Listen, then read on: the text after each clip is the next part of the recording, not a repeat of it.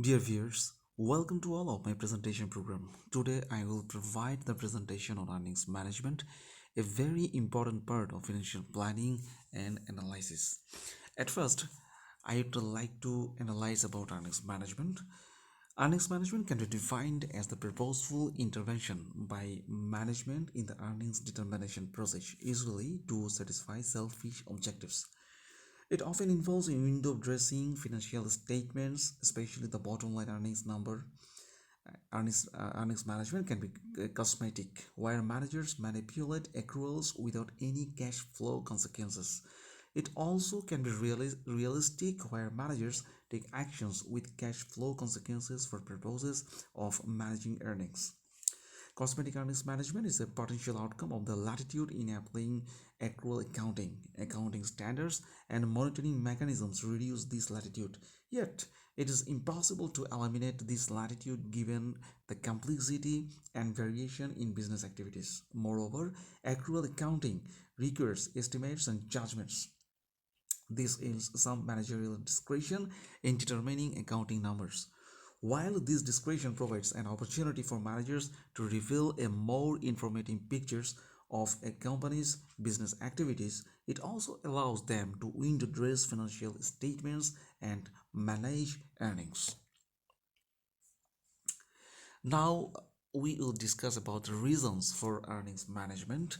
Actually, there are several reasons for managing earnings, including increasing manager compensation tied to reported earnings, increasing stock price, and lobbying for government subsidies.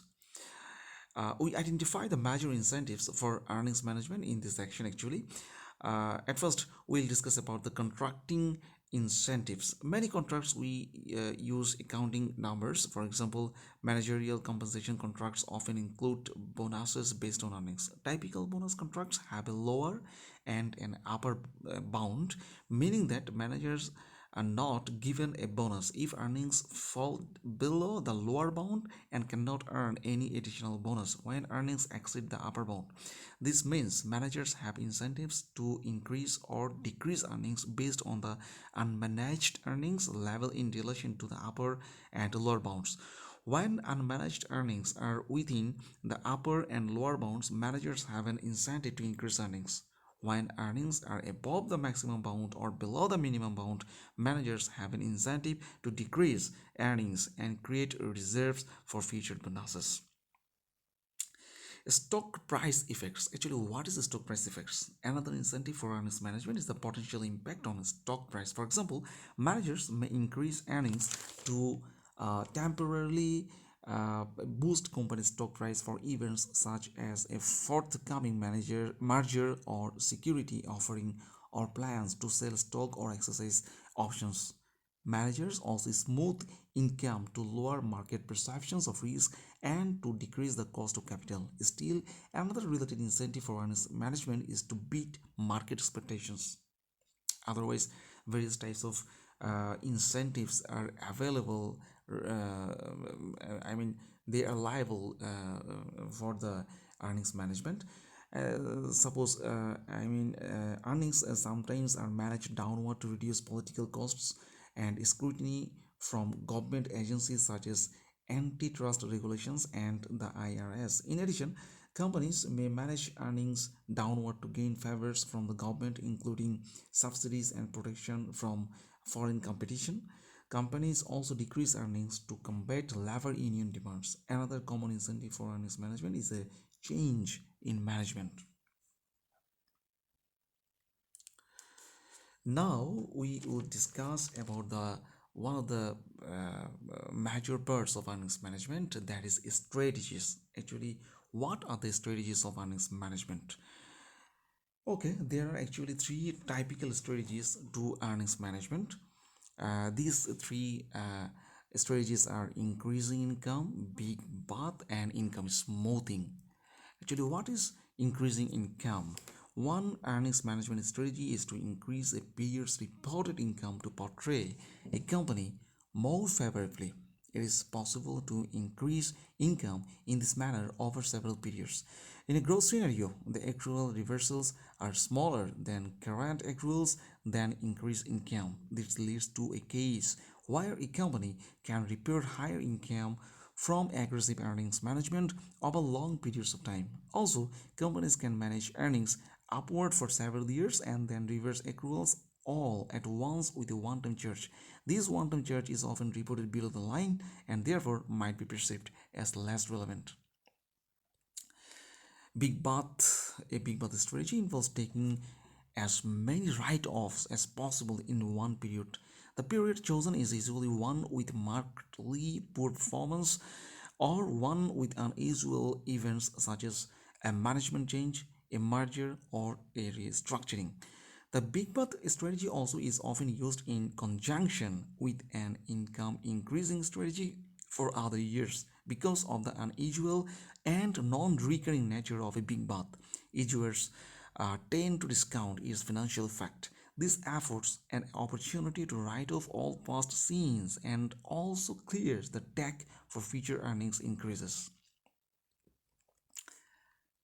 Now we'll go to income smoothing. Actually, income smoothing is a common form of earnings management. Under this strategy, managers decrease or increase reported income so as to reduce its volatility. Income smoothing involves not reporting a portion of earnings in good years through creating reserves or earnings banks and then reporting these earnings in bad years. Many companies use this form of earnings management actually.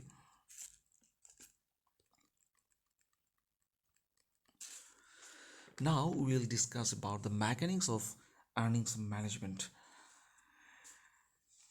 Actually, this section explains the mechanics of earnings management. Areas that offer maximum opportunities for earnings management include revenue recognition, inventory valuation, estimates of provisions such as bad debts expense and deferred taxes, and one-time charges such as restructuring and asset impairments. Income shifting. Income shifting is the process of managing earnings by moving income from one period to another. Income shifting is achieved by accelerating or delaying the recognition of revenues or expenses. This form of earnings management usually results in a reversal of the effect on in one or more future periods, often in the next period. For this reason, income shifting is most useful for income smoothing. Examples for example, accelerating revenues recognition by persuading dealers or wholesalers to purchase excess products near the end of the fiscal years. This practice, called channel loading, is common in industries such as automobile manufacturing and cigarettes. Otherwise, another example is delaying expense recognition by capitalizing expenses and amortizing them over future periods. It includes interest capitalization and capitalization of software development costs.